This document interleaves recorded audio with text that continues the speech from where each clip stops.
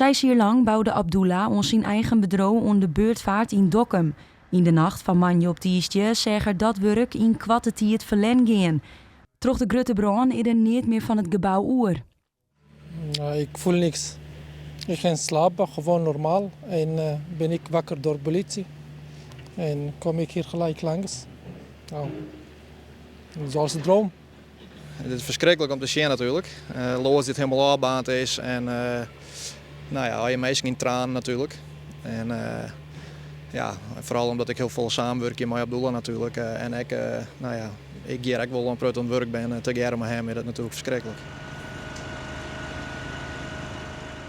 Van nou is het een enorme klap en ook voor alle meubels die het binnen die deze week en na week al even zo'n dat kan je net terug in.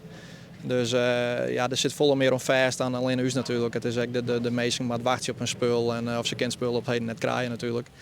Dus ja, het is voor u zaak om nou te zien hoe we dit zo snel mogelijk oplossen kunnen. En hoe we taswaardig kunnen dat hij weer verder kan. De brand had een soort impact op de ondernemers van de omliggende bedrijven.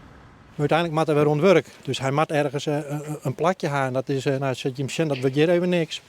Dus hij moet gewoon terug. Dus eigenlijk hopen we gewoon dat er ergens, dat klinkt wel heel gauw, maar misschien wel weer een plak gaat waar er weer ontwerk kan. Want het is echt een super vakman en hij heeft genoeg werk. Dus hij moet gewoon terug.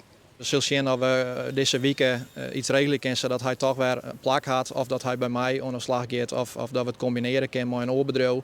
Maar dat hij in ieder geval lopende projecten doen kan en dat we ons projecten toch zo snel mogelijk aanmaken kunnen.